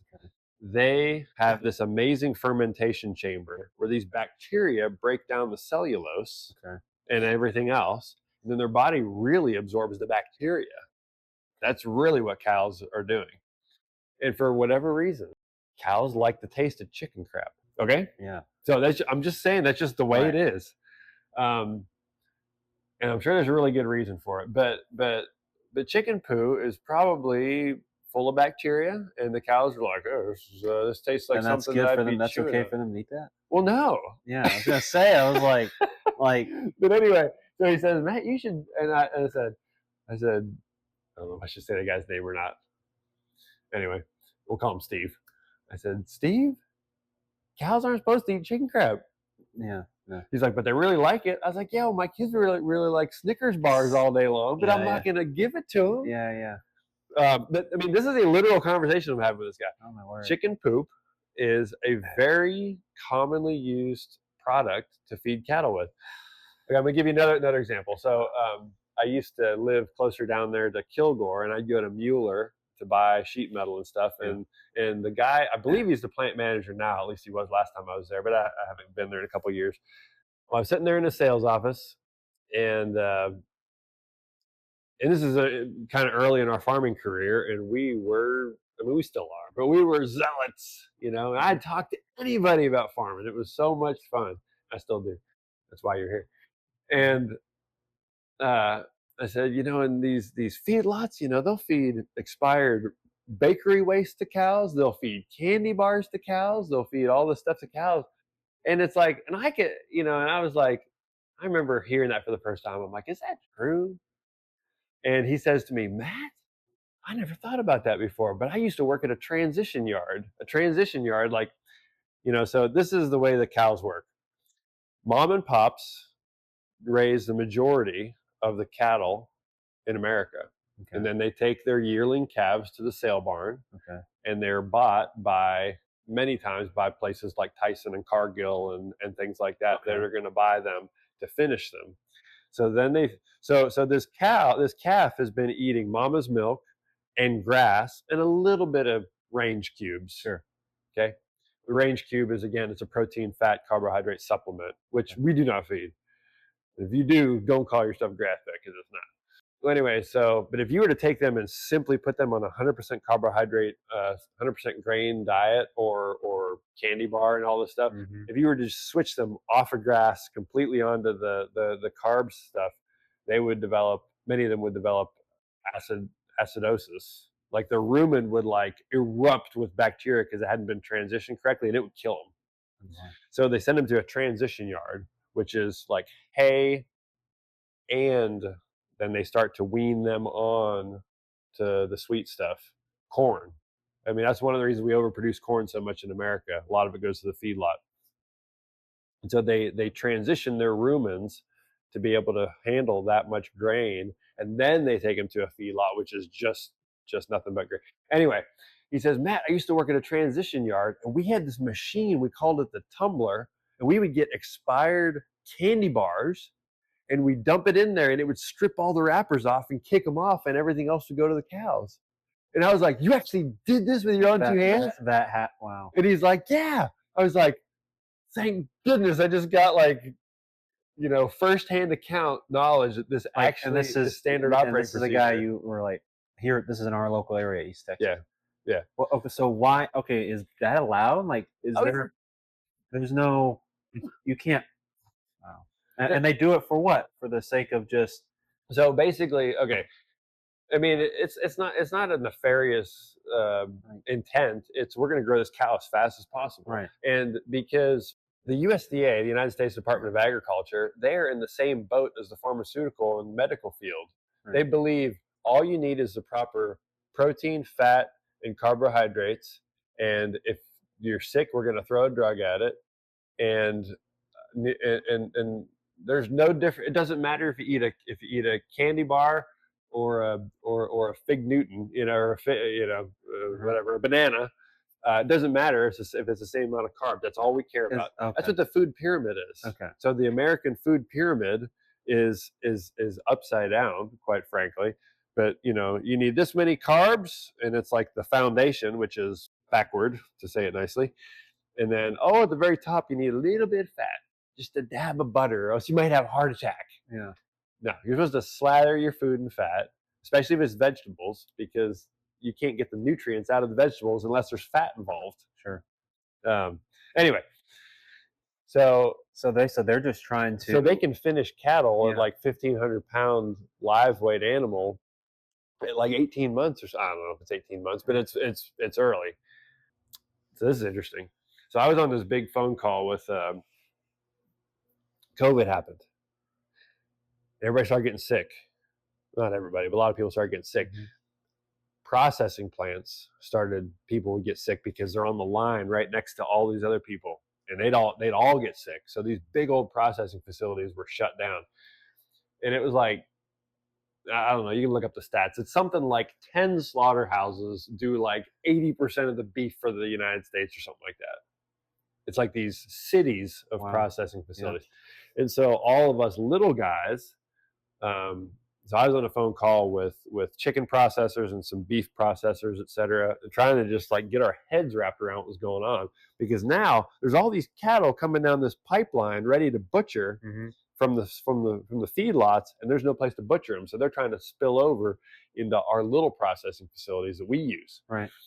Well, anyway, so this guy was on the call, real nice guy. I think he might have been Amish, and or something like that, maybe Mennonite, and he wasn't proud of it, but he said, we're finishing cows, and they're finishing so quickly. And once they get over this target weight, I think it was like 1,800 pounds, the mortality rate was insane, because their hearts couldn't keep up with their body weight anymore. Oh my! And so it was like 3 to 6% mortality rate per month after they got to 1,800 pounds of weight. And so these cattle don't have a place to go get butchered anymore, so they just start dropping dead. That's the conventional. That's the feedlot way to raise beef. Right. The grass-fed way takes way longer. I mean, this is embarrassing. It takes me 3 years to finish a steer. It's like that steer is 36, sometimes 40 months old before we butcher it, and it's only 1,000 pounds. Right. The feedlot. And now I on purpose raise a smaller frame animal, because they tend to do better in grass. Okay. But the feedlot, they can raise like an 1,800-pound animal in like 18 to 22 months or something like that. So they're making twice as much meat in half the time. Right. But the quality of it is, I mean, if you're feeding it grain, you're giving it and you're pumping it, giving it candy bars, because like you said, as long as it hits, I don't care how you get this. It's like, as long as you get there. Well, you know what else what they put in their ear to make them grow faster? I mean, again, this all sounds like conspiracy theory. No, this is like stuff in my magazines that I could buy if I wanted to. It's like these estrogen implants you put in their ear. It's an ear tag with a slow release estrogen hormone that they put right in their ears, and that just makes them gain like an extra 5 pounds, which is going into the food system. Okay, so like, about half the animals you eat ought to be female, about half that you eat ought to be male, and it'd probably be good if some of them were still intact, because they still have their appendages, and so they're still producing testosterone. Might be a little bit more tough, but that's probably good for you. Right. So basically, if you're not getting grass fed, I mean, most likely you're getting one that's being fed. Just get it fat as soon as possible, and give it a candy bar. And so when it comes to eating it, are you really? I mean, like I said, I guess that's a start. But I mean, are you really getting the nutrients and things that you're wanting? Or if you're not getting grass fed, like is there something that you add on to your steak, or you can? I don't like. Right? I mean, it sounds terrible. Like, this cow is Skittles and candy bars and corn. Like, I mean, and the funny thing, I mean, people that are listening to this, they're gonna be like, "This guy's full of crap." Yeah. Go look it up. Google. I mean, you can find articles online. Right. Just Google, Skittles 18-wheeler overturned. I think it was in Illinois. I think it was in Chicago. Actually, I could be wrong. I'm from Illinois. That makes sense too. But like, no, it happens. It happens all over the place. So here's the deal, and I do want to point this out. People are always into like the newest fad, and a lot of people got into veganism, and just vegetarianism and stuff like that because it's there's no toxins, or there's not as many toxins as are in the meat. Yeah. My opinion, from the research that I've seen, even if you're eating conventional meat, it's still so much better than eating the processed garbage from the middle of the, like, you will increase your health by simply Just eating. simply, just even though it's corn, like it's still way Yeah. better than the highly processed Yeah. crap that Yeah. you're eating. All right, so this is a funny documentary. Okay, so Wow, that's crazy. okay, you saw Super Size Me? I have not. Okay, so Super Size Me was this guy that did this whole documentary. He would go to all these fast food restaurants, and all he ate was fast food. Mercy. And if they asked him, "Would you like to supersize that?" he'd say yes, just to see what would happen to him. He gained like this ridiculous amount of weight, became so unhealthy in like a relatively number of months, short period of time. Well, anyway,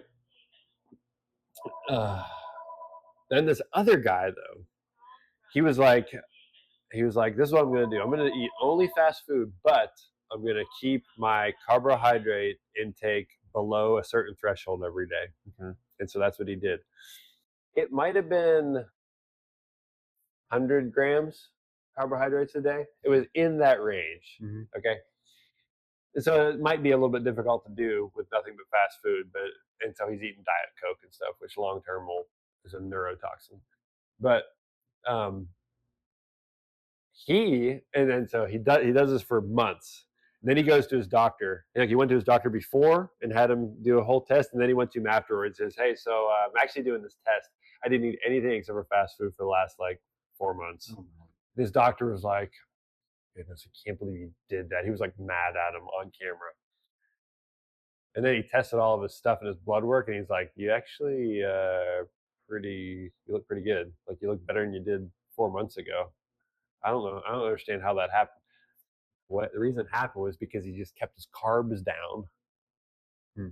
Carbohydrates, excess carbohydrates, are are the bane of the American diet existence. Like, and that is really a lot of what this book was about. It was the Industrial Revolution. All of a sudden, we had unlimited access to sugar and white flour and all manner of processed stuff. And so now for breakfast, we're going to eat waffles and maple syrup, or any kind of syrup, instead of bacon and eggs. Bacon and eggs will keep you skinny. Yeah. Waffles and maple syrup every day will make you fat or give you ulcerative colitis. Yeah. That's what this book is, Life Without Bread. This is Wolfgang Lutz. He was an MD, medical doctor for 40 years, treated 10,000 patients. And what he did was he would take basically every single one of his patients, no matter what the problem was: ulcerative colitis, Crohn's disease, diabetes, obesity, gazillions of problems. All he'd say is, you're only allowed to have 72 grams of carbs per day. And like 95% of the things, the problems disappeared. Wow. Yeah. Like all kinds of stuff, crazy stuff. And so what I'm getting at is, step one is to get the processed carbohydrates and preservatives out of your reduced, Sure. Okay. huge amount. And even if you just switch to regular meat for a while and eggs, do that. That will be a benefit in your health. Yeah. And then once you learn to cook, just come and try one of my chickens, or anybody that does it like us. You can go to getrealchicken.com, and we have a list of producers that raise stuff, like raise chickens the way we do. A lot of them are also going to raise pork and beef and eggs and turkeys and everything else too. Okay. Lamb. Even if you just need to take a first step, just use conventional meat. It'll still be better for you because it went through a filter, and the filter was called an animal. Mm-hmm. Skittles filtered through an animal are actually half decent to eat. God's created just such a magnificent design that they can even eat a lot of Skittles and still be a relatively healthy meal. Okay, just got to give a quick plug. I almost wore my buddy's hat, but Alexander Farm eggs and milk. They're a national. They're now distributing nationwide. Okay. Their eggs are really good. Alexander Farm. Alexander Farm. They also raise milk that's A2, which is supposedly easier to digest. I'm not going to vouch for that because I haven't researched it myself. What I don't like is that they do. I mean, if they're going to ship across the country, they have to pasteurize it. I much prefer raw milk. I don't care if it's A2 or not. Right. The raw milk, I'm gonna prefer. But if you don't have the access to that, yeah, you can get the Alexander milk and eggs. So that would be a national brand that I would. And for local, you said it was a Trimble. Trimble Farms. Trimble Farms is the raw milk. Big Sandy. Yep. Okay. But the only way you will know how your stuff is raised is to go meet your farmer. That's the only way, because you have people like Vital Farms. They say all the right stuff, and eventually they're gonna have, no doubt, some AI create what looks like a pasture raised scenario. I mean, like in the day they open the door to a new pasture, there's green grass, and you just assume that's the way it is all the time. And and look, 200 hens went out there. Well, yes, but there's still 9,800 behind you that didn't go outside. Yeah. Yeah. Basically, comes down to to get started, shop on the perimeter. That's a good way to get it. Yeah. And then develop a relationship with the local farmer. I mean, there's some people in our church who do their own chickens that way, or just start. You got to start somewhere. One of these bottles of Centol here, just so I can put it on the screen and you can look at it. So this particular probiotic is really good at breaking down yeast infections, and not just the female kind, but other things too. Okay, this is the one I take. Right. It's the one you take. Yep. And so this is actually, I've gotten a number of people on this that without me prompting them, they'd come back and say, "Hey, since I started taking that stuff, my toenail fungus went away." Like, it's really good at breaking down fungus and stuff. So so the Centol AMD, this is made from Arthur Andrew Medical. Centol is SYNTOL AMD. That stands for Advanced Microfluoride Delivery. So we did that. If I was bleeding, I still take an iron pill every day. Okay. I've been anemic my whole life and I never knew it, and that is part of what can lead to ulcerative colitis, I believe. Okay. Controlled breathing, like to super oxygenate yourself occasionally, is very good for you. It just gets more oxygen in your system and kills pathogens, but also just like, if you don't have oxygen, you can't deliver anything good to your muscles and everything. So that's pretty key. Breathe through your nose. Yeah. That's big. I learned that through mouth breathers. That's not a compliment. Mouth breather. It really isn't. Like nose breathing. I've consciously, it is really good. Unless you're obviously physically right, but nose breathing it's a little change, but it really does make a difference. Glad you said it at the end of the podcast, so I'm not like self-conscious. Yeah, no. Iodine supplementation is really important. More than, like so much so that I would buy an extra supplement just for the iodine. It's very antimicrobial. It also prevents all kinds of cancer too. Like iodine, so like I'm thinking salt. Okay, so either sea salt, Himalayan salt, or even just white salt is iodized so that Americans don't get goiters. It's just enough iodine to keep you from getting goiters. Okay. But iodine is primarily used by your reproductive organs. So women, if you have a decent, like a much higher dose than what the FDA would say is your daily recommendation, probably like 100 times the dose, you can cure mastitis like within one nursing. Oh. And we used to do it with dairy cows. There's a whole book written about that it works. It's like magic. But anyway, it's really good for all kinds of antimicrobial properties in your body, iodine. So is there a and it particular one basically you take, prevents breast cancer. like for the supplement for your iodine? Well, yeah, but I'm a farmer. Okay, so you know what we use? Whenever you milk cows, Mhm. whenever you're done milking them, you teat dip them with this stuff Okay. that coats their teats and keeps them from getting infected.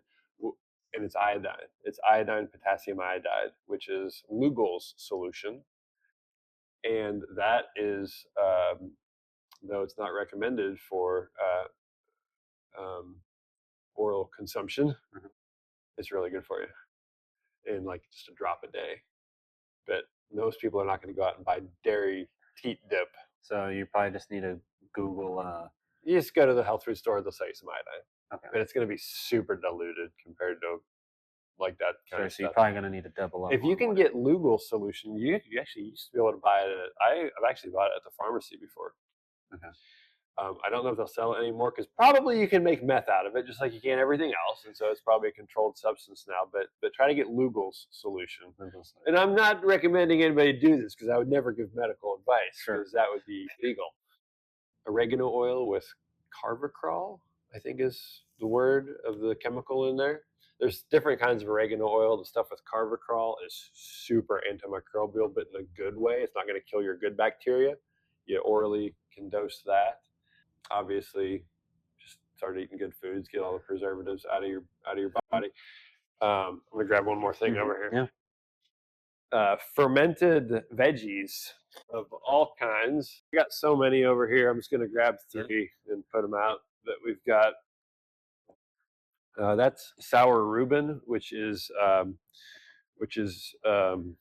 turnips and cabbage. This is like garlic, Oh, my sister dill loves pickles, Skittles. ginger root. But like, there's all kinds of different fermented veggies. Like the stuff they sell in the grocery store is no longer fermented. Now they just take vinegar, which is they already pasteurized, so there's no live bacteria anymore, and they pour it on the pickles, and yeah, it tastes good, but it's not live. This stuff's all live, Okay. so you got to keep this in the fridge or else it'll explode. Okay. But it's so good. It's like the tastiest. It's like the if you can get your kids to eat fermented stuff before they get addicted to sugar, this will be their favorite food for babies. So how does a person? I mean, I guess if they don't buy it from like a farmer, like how are you?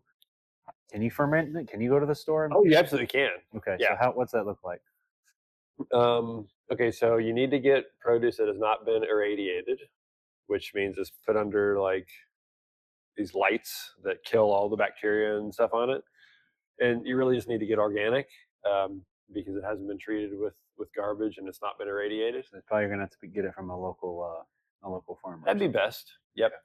And you chop it up if it needs chopped. Pickles obviously don't need chopped, and you stick it in a jar, cover it with water. We need to do classes on this, and you add there has to be the right amount of salt to the water, Okay.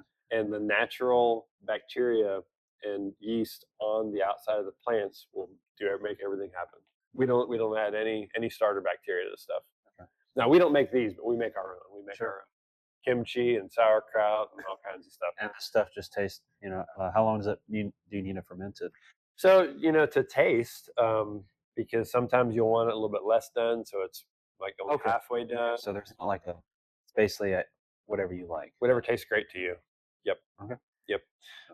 But it is, especially for people with compromised health, it is good to let it ferment for a long time, especially the cabbage, or else Like you let the farts get out in the jar before you eat it. Okay. All right. Okay. But there is a very particular way to do it. Like you need to keep it under the water, and it's producing bubbles everywhere, so the whole thing is trying to float up. So you gotta we have methods to do that, but we won't go into that now. Okay. So fermented foods are very very important. Just getting some sort of exercise every day, just get your blood moving around. Yep. I guess in general, for the average young guy or whatever, to start, it's just stay away from preservatives, cut out highly processed stuff, and like you said, I mean, if it comes to soda or anything, I mean, like I see Poppy or Olipop, like those are it's 5 grams and no high fructose corn syrup. Yeah. So versus yeah. Dr. Pepper's 39. I mean, just cutting back is the start. Exercising, of course, and then just kind of slowly work your way up. Figuring out. I mean, and then you might get to the point where you want to ferment your stuff. Yeah. Sourdough bread, So, cutting out yeah. preservatives. Anytime you can ferment something, it's already digested for you. Mhm. Like the bacteria already did the work before it ever got inside your body, which is That's basically how to look at fermenting. It's just okay. yeah, Got it. that's what it is. Yeah, it's pre-digestion, so it's like the opposite of a preservative. Cool. Yeah. Well, to sum it up, stay away from preservatives. Stay away from highly processed. I mean, we learned a little bit about how the meat thing, and like you said, you got to start somewhere. So, I mean, uh, yeah, get out to a local farmer. Don't get ulcerative colitis. Yeah, don't get ulcerative colitis because if you got it. But Matt, I appreciate it. I mean, I really enjoyed it, so I look forward to Thanks for doing coming some in. more. I sure hope the over. mics worked. Yeah, I I don't hope wanna so. do We'll anything find bad. out. If not, we got it on the phone, but I think it did. So thank you. Thank you guys for watching.